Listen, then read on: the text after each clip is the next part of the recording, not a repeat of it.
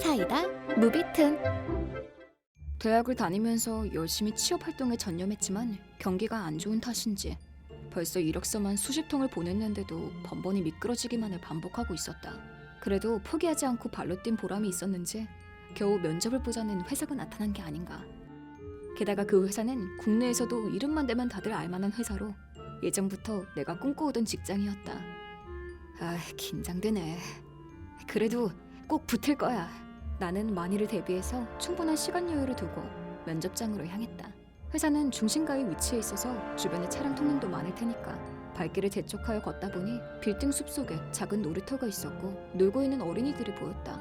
그때 그중 한 어린이가 달리기 시작하더니 그만 도로까지 뛰어나오고 말았다. 위험해!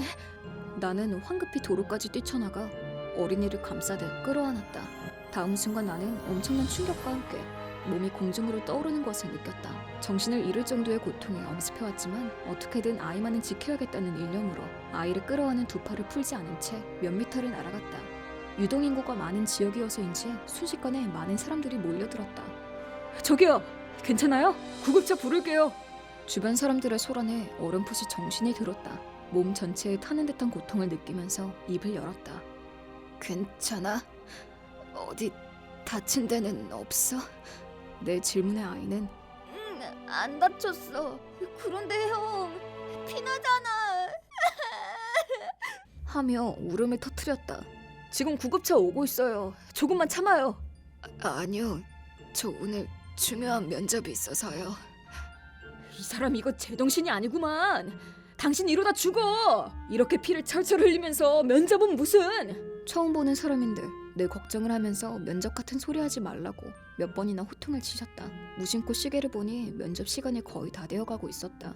안 돼. 이게 어떻게 잡은 기회인데. 나는 멀어져가는 의식을 다잡고 젖먹던 힘까지 짜내어 회사로 전화를 걸었다. 여보세요. 오늘 면접 보기로 한 김진수라고 합니다. 내 의식은 거기서 끊어지고 말았다. 눈을 뜨자 그곳은 병원 침대 위였다. 정신이 들어요? 여기가 어딘지 아시겠어요? 간호사가 나에게 뭔가 말을 걸고 있었다.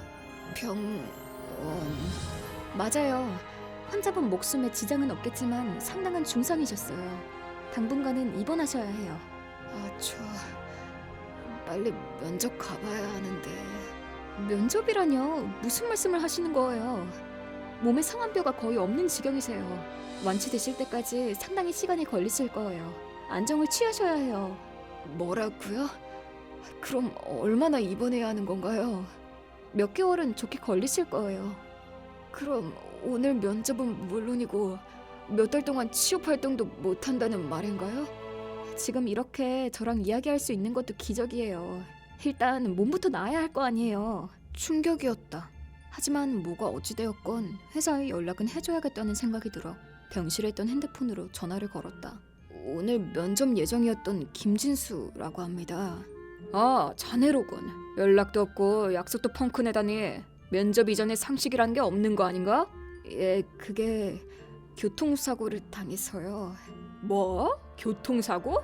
면접 약속 펑크 낸 것도 모자라서 이젠 거짓말까지 해? 거짓말도 하려면 좀 그럴싸한 걸로 해야지. 거짓말이 아니라 정말 사고가 났습니다.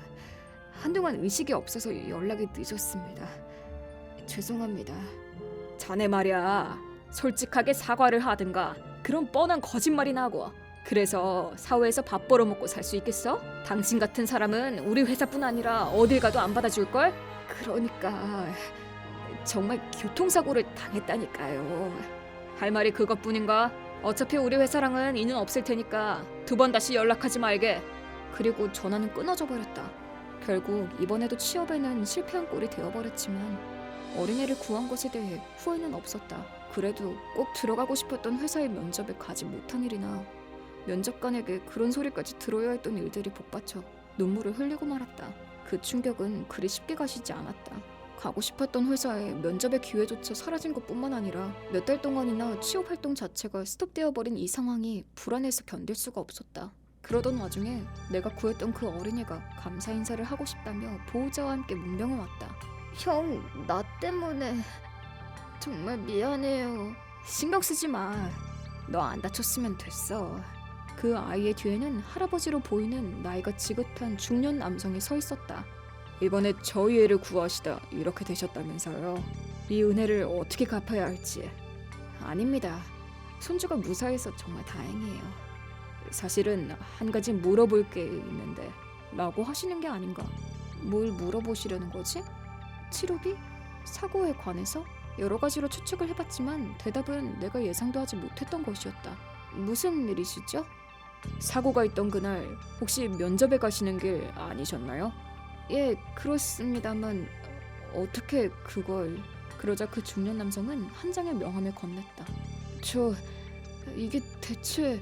제가 땡땡 회사의 사장입니다.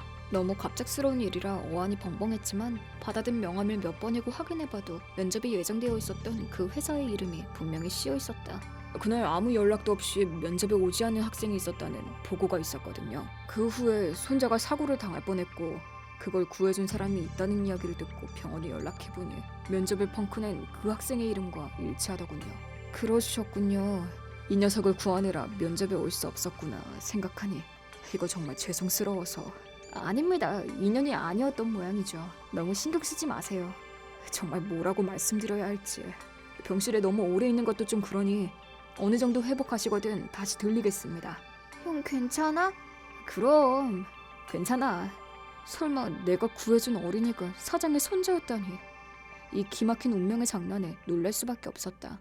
그로부터 2개월 후 열심히 치료받은 보람이 있었는지 드디어 퇴원을 하게 되었다. 오랜만에 집에서 쉬고 있으려니 한 통의 전화가 걸려왔다. 발신자는 갖은 싫은 소리를 해댔던 그 면접관이었다. 지난번 통화가 그다지 유쾌한 내용은 아니었기에 한껏 짜증이 치밀어 올랐지만 일단 전화를 받았다. 아니 자네는 대체 언제까지 입원해 있을 건가? 내가 몇 번이나 전화를 걸었는지 알기나 해? 안 그래도 바빠 죽겠는데 귀찮게. 예? 얘는 무슨... 사장님 아는 사이면 처음부터 말을 했어야 될 거 아니야. 너 때문에 내가 사장한테 깨졌잖아. 너 같은 쓰레기 때문에. 용건만 간단히 말씀하세요. 사장이 너 합격시키라고 잔소리가 이만저만이 아니라고. 왜 내가 너 같은 걸 합격시켜야 되는지. 참네. 너 같은 기본도 안 된 놈을 입사시키라니. 사장도 참 딱하다 딱해. 그토록 바라고 바라던 합격이었지만 그보다 이 예의 없는 인간에 대한 분노가 치밀어 올랐다. 이대로 조용히 입 다물고 물러설 수 없다고 결심한 그때 자네 지금 뭐라고 했나? 갑자기 전화기 너머로 어디서 들어본 듯한 목소리가 들려왔다. 사장님, 여긴 어쩐 일로? 자네의 그 짜증나는 한마디 한마디가 복도까지 쩌렁쩌렁 울리더군. 손자의 생명의 은인에게 그 무슨 복원인가? 죄송합니다. 이전부터 자네가 부하 직원들에게 하는 짓들을 내가 모르고 있을 것 같은가? 자네 멋대로 부하 직원들 해고까지 시켰다구만. 그건... 쓰레기는 네 놈이지. 당장 이 회사에서 나가. 넌 해고야. 사장님!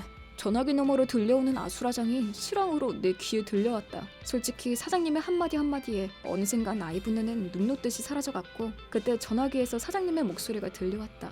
이거 참 꼴사나운 모습을 보여서 미안하게 됐네 진수군. 우리 사원이 엄청난 실례를 저질렀어. 정말 미안하네. 아닙니다. 하지만 자네를 합격시키겠다는 말은 빈말이 아닐세. 내 진심일세.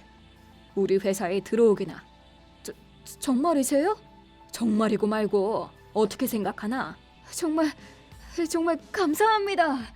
이렇게 해서 나는 그렇게 들어가고 싶었던 회사에 취업하게 되었다. 그 후 나에게 폭언을 일삼았던 그 사원에 대한 조사가 이루어졌고 그의 직장 내 폭력에 희생당한 사람이 한둘이 아니었음이 드러났고 결국 몇몇 사람들로부터 고소가 진행 중이라고 한다. 당연히 회사 내에 그를 좋아하는 사람도 없었기에 그의 해고를 다들 축하하는 분위기였다. 그 후로 나는 꿈꾸던 직장에서 하루하루를 보람차게 보내는 중이다. 회사 동료들에게는 비밀이지만 사장님은 내 인간 됨됨이를 높게 사신 듯하여 쉬는 날에는 격없이 친분을 유지하는 관계가 되었다.